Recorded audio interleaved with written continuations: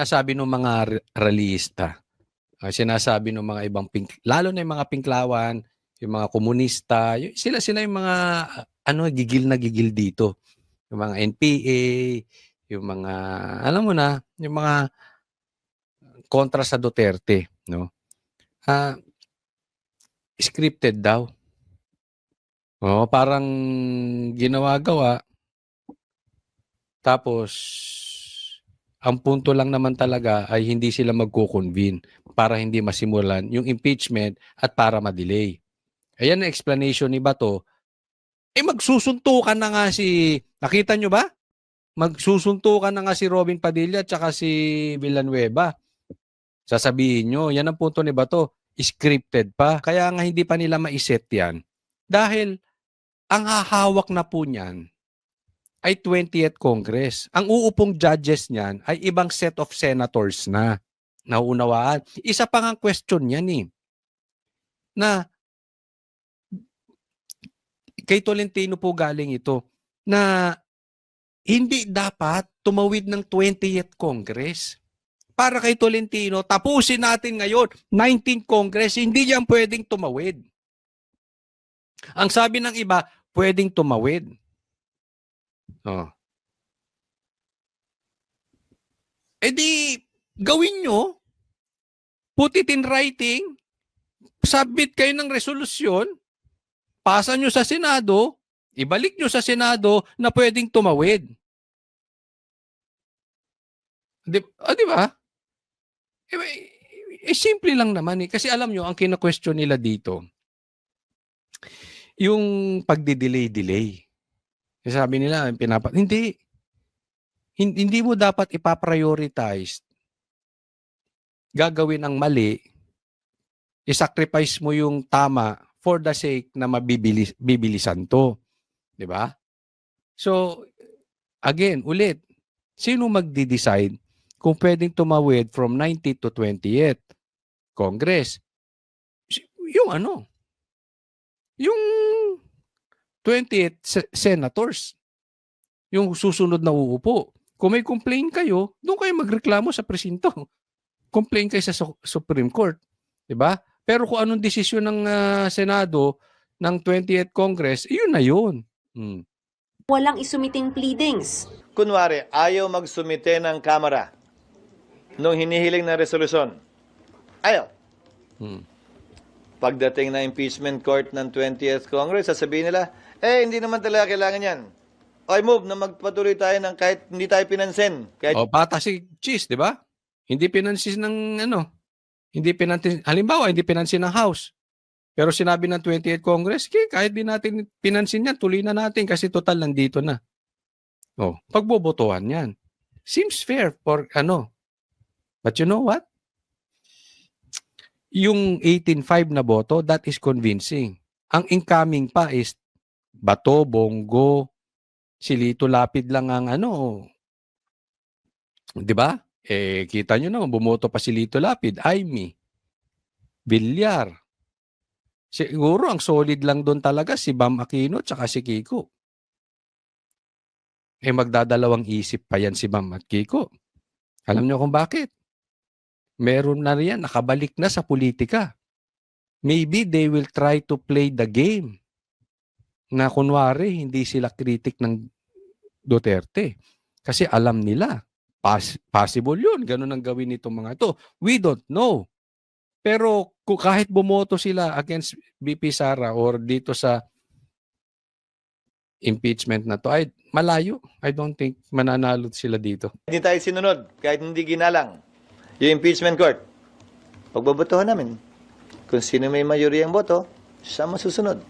Sa sulat ni Escudero kay House Speaker Martin Romualdez, nakasaad na dahil inisyuhan na ng writ of summons ang bise, ay moot o wala ng saysay ang nakatakda sanang pagharap ng prosekusyon ng Articles of Impeachment.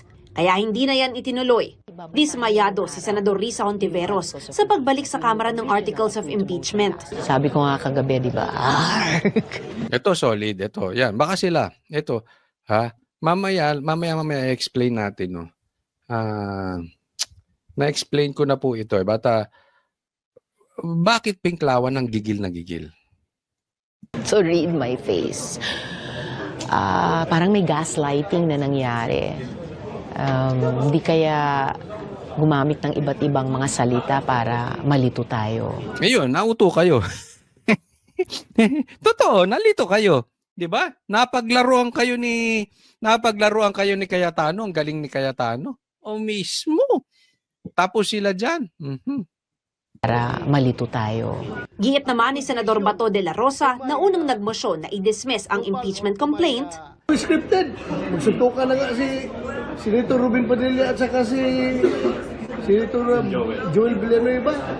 Alam mo kasi sinasabi ng mga realista, sinasabi ng mga ibang lalo na yung mga pinklawan, yung mga komunista, sila yung mga gigil na gigil dito. Yung mga NPA, yung mga alam mo na, yung mga kontra sa Duterte, no? Scripted daw. Parang ginawa-gawa. Tapos ang punto lang naman talaga ay hindi sila magko-convene para hindi masimulan yung impeachment at para ma-delay. Ayan ang explanation ni Bato. Magsusuntukan na nga nakita nyo ba? Magsusuntukan na nga si Robin Padilla at saka si Villanueva. Sasabihin nyo, yan ang punto ni Bato. Scripted pa. No, pero para sa akin, it doesn't matter. Huwag kayong iyakin. Yan lang. Kasi namumulitika kayo eh. Di ba? Don't tell me you are that stupid that you don't know that impeachment is political in nature. Don't be naive. Huwag kang magtanga-tangahan. Kayong mga pinklawan, huwag kayong magtanga-tangahan. Alam niyong political yan. At alam din ninyo, pinulitika lang si Sara. Kasi nagtatanga-tangahan kayo eh. Ang sakit, di ba? Yung ginagawa nyo sa inyo ginawa. Tapos iyakin kayo. Lahat naman yan palaman sasabihin, hindi, talagang ginawa ito ni Sara. Hindi, huwag tayong maglokohan. Alam nyo bakit ayaw nyong pabalikin si Sara? Dahil binakbakan ng Duterte. Binakbakan, pati nga si Pastor Kibuloy nadamay dyan. Alam nyo kung bakit? Kasi lantaran silang lumalaban sa mga komunista. Lantaran silang lumalaban sa mga NPA. Hindi nyo papayagan makabalik ang Duterte. Kaya nga pati si trinabaho nyo si Pastor Kibuloy eh. Diba? Bakit? Alam nyo kasi lantarang lumalaban din sa komunista.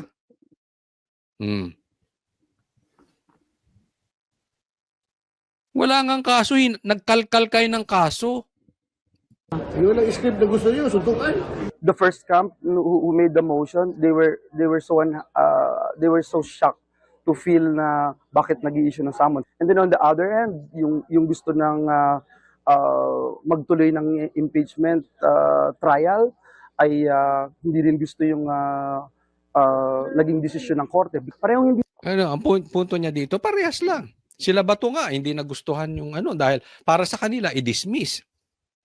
Ito naman sila Pimentel, simulan na agad-agad. Ang naging desisyon, ibalik. Ayaw nga nila Bato eh. Diba? Hindi sila convinced. Sila Robin. Parang mali yun. Dapat hindi binalik.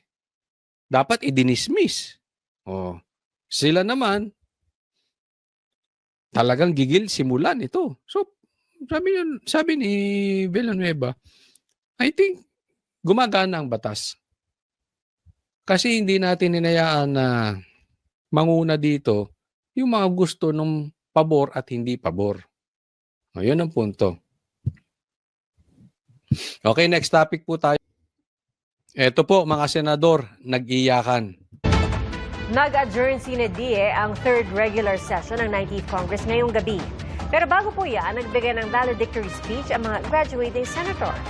Saksi si Raffy Tima.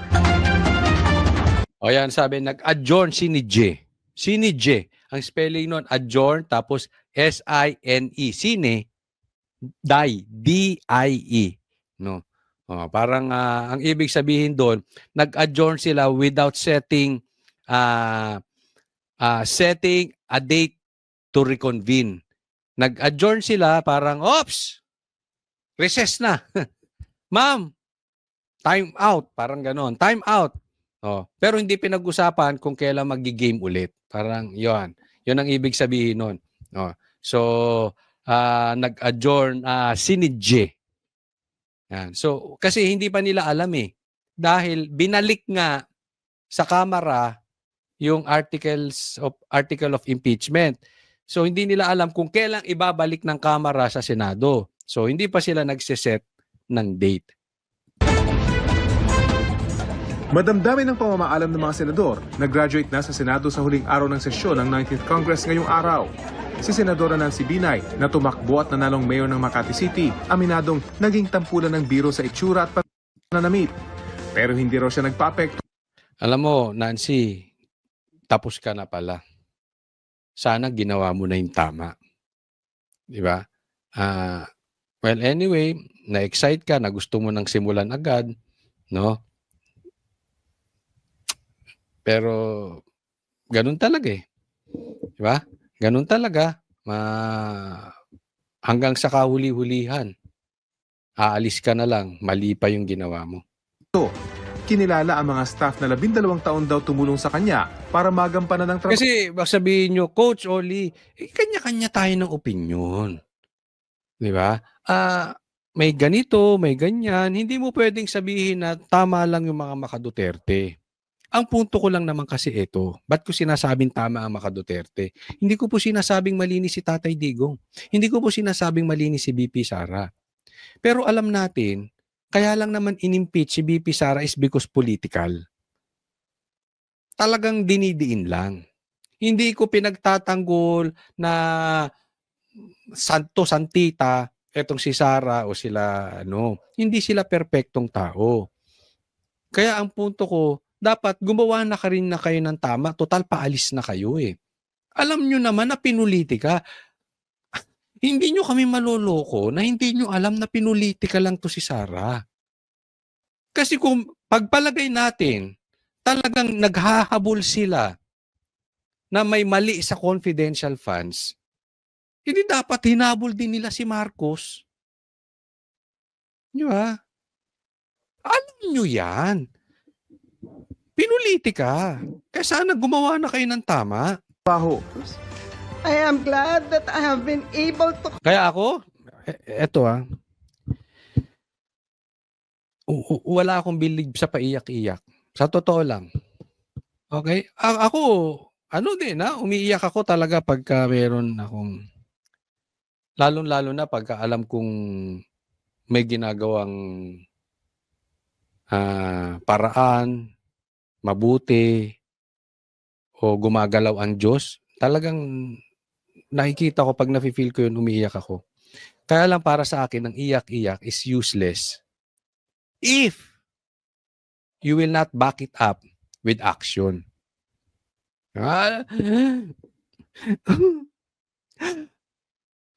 Mahal ko siya. Mahal mo siya ng lalaki ka. Mahal mo siya ng babae. Ba't ka ng babae? Di ba? Natukso ko eh. Tapos, susunod ulit. Hindi ko na ulitin. Tapos natukso ko, ang babae ka na naman. Ng lalaki ka na naman. Tapos iiyak. Parang ganon. Hindi ko sinasabing si Binay Hindi ko siya sinasabing siya. Kaya lang minsan, medyo pag umiiyak-iyak ang tao, I will always look at them doon sa ginagawa. Magbabago na ako. Hindi na ako magda-drugs. After one day, nagdodroga ka ulit. Tapos iiyak ka ulit. Tapos magdodroga ka ulit. Tapos iiyak ka ulit. Anong kwenta nung iyak mo? Mabuti pa, sinabi mo, hindi ako magdodroga. I will try. Hindi ka umiyak. Pagkatapos nun, hindi ka na nagdroga ever. Sino mas effective? So it's not about feelings. It's about making the right decision at the right time. Nancy Binay. Call upon you. I am confident that from here on, you will continue to make a difference wherever you choose to serve. Si Senadora Cynthia Villar, naabot na rin ang term limit sa Senado. Nagpasalamat sa mga kapwa-senador. Ito term limit si ang Villar po sumuporta all the way, no, sa Duterte. So again, they are not perfect. But so far ginawa nila yung yung alam nila sigurong tama na mali yung impeachment. In this chamber, you fondly call me Mama Bear, a simple moniker, but one I took to heart. To be Mama Bear meant being firstly protective, genuinely caring, and always dependable. I saw it as a gesture of trust and respect. Ibinida naman ni Senadora Grace Poe ang 368 batas na kanyang naipasa. Serving as your senator. Binida niya ang kanyang pero pagdating ng crunch time, sablay ang ginawa mo. Binida niya yung mga batas na pinasa niya. Anyway, hindi ko alam kung anong ginawa mo dyan, Grace Poe. It's been a humbling experience. Sige, iyakan kayo na iyakan. The Senate... Hindi kaya yung iyak nila is iyak ng, alam mo minsan, di ba, sa buhay ng tao, hindi ko sila inuusgahan tinatanong ko lang po kayo. Minsan sa buhay ng tao, ang nakakaiyat yung regrets. Yung, alam mo, yung dapat gawin, hindi mo ginawa, tapos magsisisi ka. Dapat ginawa ko yan . Dapat nagpakalalaki ako. Dapat nanindigan ako. Dapat may backbone ako. Tingnan mo, masama tuloy ang tingin sa'yo ni Amy. Diba? Sabi niya siguro, gaganyan-ganyan ka. Mali ang mo. Mali ang desisyon mo. Diba? Parang kakaining buhay si Grace po ni Amy . It's a chamber where only the prepared, not necessarily the popular and Napataas ang kilay ni napataas ang kilay ni Amy ron. doer. I have it in your hands and your conscience. Every moment in these halls has been a teachable moment. Si Senador Bong Revilla na nakatapos na ng 12 taong termino bilang senador mula 2004 hanggang 2016, inalala ang pagdawit sa kanya sa pork barrel scam. 4 na taong nakulong at noong makalaya noong 2018, tumakbo sa Senado noong 2019 at nakuha ang 11th place. Muli siya Nakulong siya sa pork barrel scam. Hindi kaya may pork barrel din ang Kamara ngayon? Hindi kaya dapat may makulong din dyan? According doon sa pasabog ni Chanco. Sige, comment kayo dyan sa comment section. Anong masasabi nyo patungkol dyan? Pero, alam nyo ako, naniniwala ako. Ito yung opinion ko lang. Naniniwala ako na trinaydor to si Bong Revilla. Kasi mataas din to sa survey. And ako, naniniwala ako na nagkadayaan. Okay? Nagkadayaan at ang ipinasok ng administrasyon, si Bam at si Kiko. Bakit? Because they need affiliation. They need support from the pink. Yan po ang gawain ng pula ay sumuporta sa pink para ang pink nation, ang pink lawan sumuporta sa pula kasi bumababa na po ang trust rating ng pula. Iniiwan na sila. And they know after the election, 2028 na, mas lalo pang bababa ang kanilang power. So they need the yellows. So para maipasok yung dalawa, ako, naniniwala ako na dinaya si Pastor Kibuloy na yung boto ni Pastor Kibuloy distributed dito sa dalawang to. Wala nga sila sa survey. Panalo si Pastor Kibuloy, Mindanao, Visayas. Panalo si Pastor Kibuloy sa uniform men. But anyway, ang ipinasok yon So, kailangan nila maglaglag. Alam nyo kung sinong nilaglag? Si Bong. Nakuha yung boto kay Pastor, pero ito si Bong, panalo din talaga ito eh. Pero magiging masikip. Kasi, ang sabi, ito raw si Bong, yung mga anak niya, ay hindi raw pumirma ng impeachment. At ito si Bong, na ito ay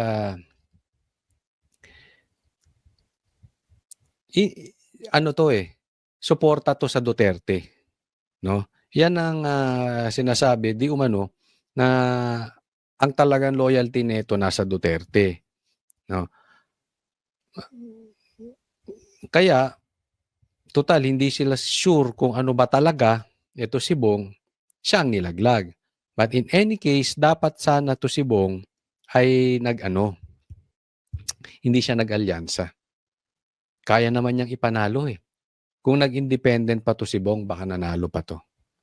Or, hindi ko alam kung pwede siya sa PDP, but anyway, yun ang naging sitwasyon eh. No? So, alam nyo naman, gumaganyan ng gobyerno eh, ang administrasyon. Pagka nakikita nila, they will not give full support if wala silang mapapala sa'yo. No? So, naging biktima rin ito si Bong ng dayaan at traiduran. Tumakbo sa nakaraang eleksyon pero hindi na nanalo.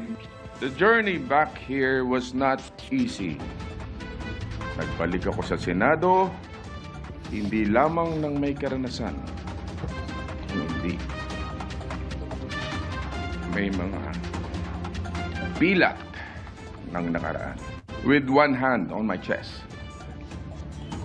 I can confidently say that we gave them nothing less than our all. Si Senador Coco Pimentel na naabot din ang 2-term 6 years limit. Marami daw natutunan sa 12 taon sa Senado. Marami rin daw siyang nagawang mali. Sabay biro. Yan, talo to si Coco Pimentel, di ba? Tumakbo ata tong, hindi ko alam kung congressman, basta local ang itinakbo nito. Talo to si Pimentel eh. Kasama rito ang nangyari kagabi sa botohan ng Senate Impeachment Court. Paano nyo kami nautakan? Oh. Yes, paano nautakan ng majority ay minority? Tapos actually may pagkakamali kami na present kaming dalawa. Kung absent yung isa, meron sana kaming parliamentary maneuver na nagawa. Di ba alam mo nakarakas nito eh, no? So may tampo rin to sa Duterte dahil noon sa nangyari doon sa PDP party. Pero hindi ko na muna i-detalye, ikwento lahat ito kasi ang bala ko isulat ito sa isang libro para naman merong pang bumili ng libro ko. Okay? Kasama sa hindi na makakabalik sa susunod na Kongreso si Senador Francis Tolentino matapos matalo noong nakaraang eleksyon. Isa pa to si Tolentino. Pero wala siya sa huling sesyon at nagpaabot na lang ng pasasalamat sa lahat ng kanyang nakatrabaho. Isa pa si Tolentino. Kung si Tolentino, ako naniniwala ako si Tolentino. Kung hindi nag-alyansa, kung hindi siya naging balimbing, pumunta siya sa PDP, panalo to si Tolentino. Panalo to. Kasama niya si Bongo tsaka si Bato. But anyway, hindi ko alam kung anong nakain niya, anong nangyari, bakit nagpunta siya kay Marcos. No, but yun. Talo. Sa kanyang isang termino sa Senado. Para sa GMA Integrated News. Ang nakita ko lang kay Tolentino na posible, siguro wala siyang pera. At alam naman natin, madugo ang kampanya. Pag wala kang pera, hindi mo kaya makapag-full campaign dyan. Pumunta siya ron dahil alam naman natin ang administrasyon ay nasa kanila makinarya. No? Yun nga lang, nakakapag-kampanya ka nga, talo ka naman. At yun nga mga kababayan, anong masasabi niyo sa balitang ito? Maaring ihayag ang inyong opinyon at kuro-kuro sa comment section sa ibaba. Huwag din kalimutang mag-like, mag-subscribe at mag-share sa bidyong ito. Maraming salamat sa panonood.